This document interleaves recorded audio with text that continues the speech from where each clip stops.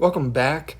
This is the 8th video in this series. It is the finale to the AFC East. I've already done the AFC North.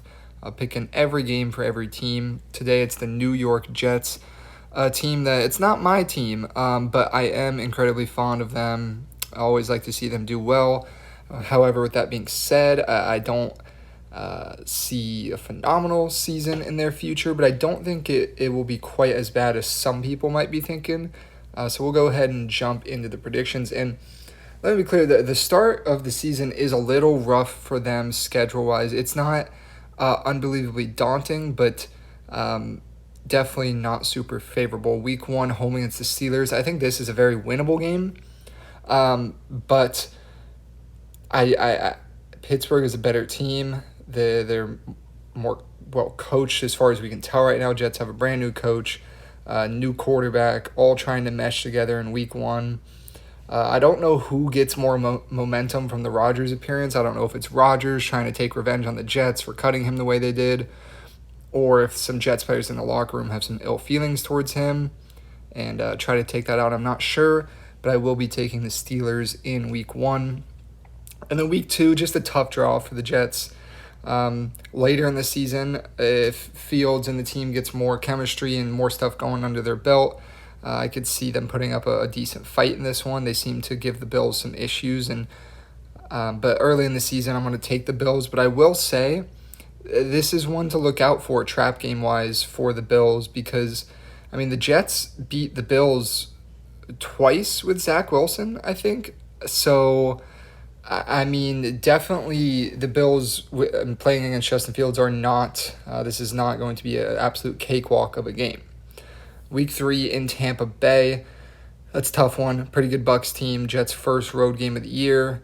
I'm going to go ahead and take the Bucs there. That's a tough one. Then you get a Monday nighter in Miami. I don't love Miami this year, but I think they get the win here. That's 0-4. And, don't jump on me too quick. The later half of the schedule, I've looked ahead, is much more favorable.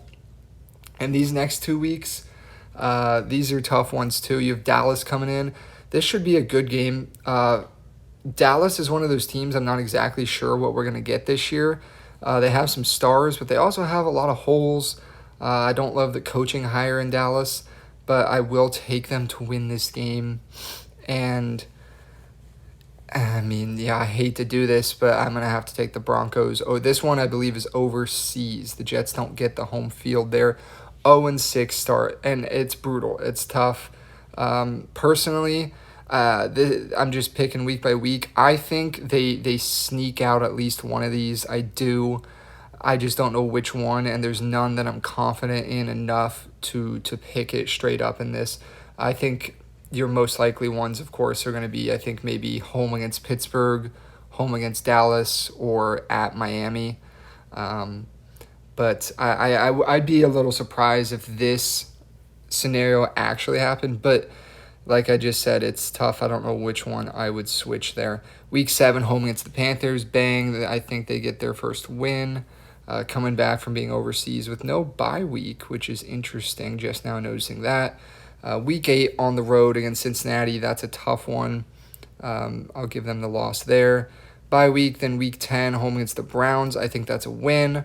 Up to 2-7, you would essentially kind of have to win out at this point, and that's just unfortunately not going to happen.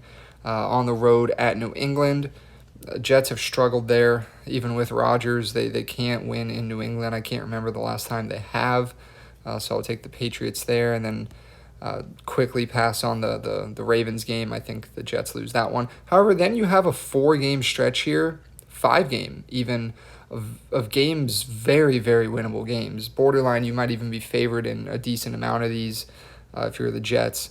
The first one, home against the Falcons. I like the Jets in that one. I think, like I said, I think they're better than this 3-9 record I have them showing at currently.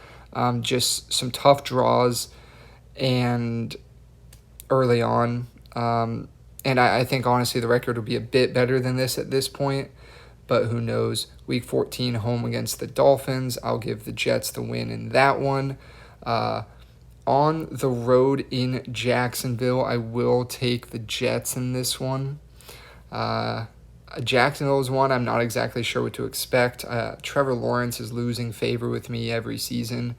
And I guess we just don't exactly know what we have out of them this year. They had a rough one last year, so we'll see. Week 16, the Saints are bad. Not much more to say about this. Saints are really bad. I would say definitely the worst team in the NFL, in my opinion. That being said, I'll take the Jets. Saints aren't going to go 0-17 by any means. Just making that clear that they will win a couple games, as every team does.